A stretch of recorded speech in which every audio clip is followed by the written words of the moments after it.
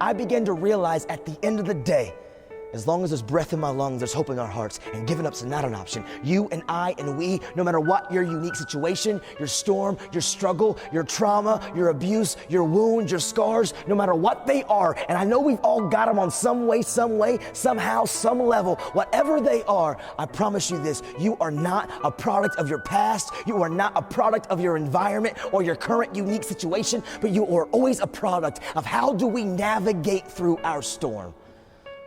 What we do is what we believe. And in that moment, instead of giving up, I literally wrote the words, change the world. Literally, I wrote these words, change the world, and I slapped them and I put them on the prison wall in my cell. And I began to realize something. First and foremost, the mask that I wore that was supposed to keep me safe, it was the very thing that held me hostage and paralyzed me. And I wore the mask and I tried to protect and I isolated and isolating and letting nobody in. It got me to a place of brokenness. And I decided in that moment, I was done wearing that stupid mask. I was done being afraid of showing people my scars, my hurts, my pains, my wounds. And yep, that's a fearful thing because I don't know what others are gonna do with when I begin to talk and to communicate. But I realized what was going to happen if I continued to wear the mask, man. Nothing ever changes unless we change. The mask doesn't keep you safe, it holds you hostage, y'all.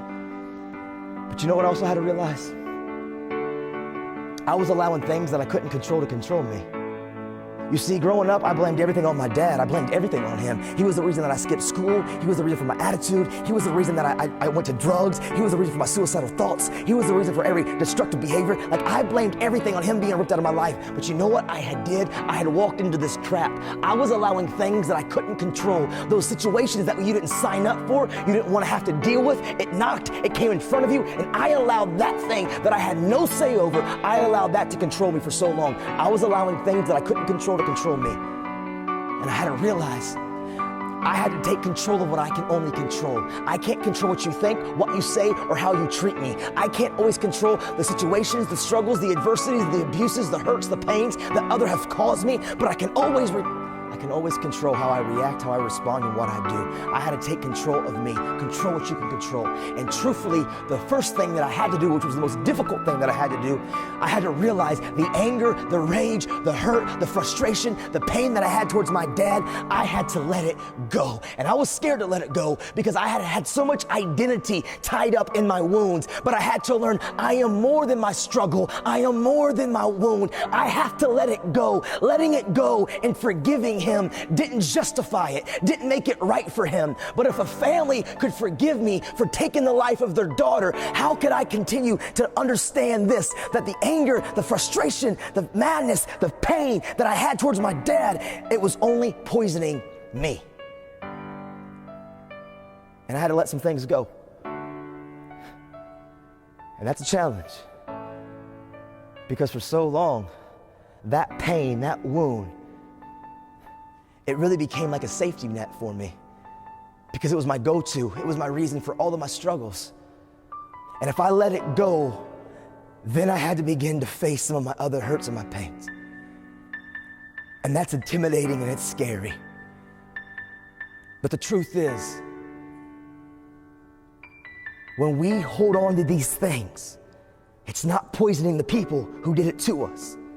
It's only holding you hostage.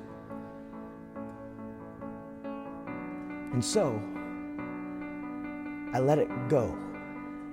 It didn't justify it. It doesn't make it okay. It doesn't mean that me and my dad became best of buddies. But it allowed me to begin to continue to pursue purpose. And we all got a purpose.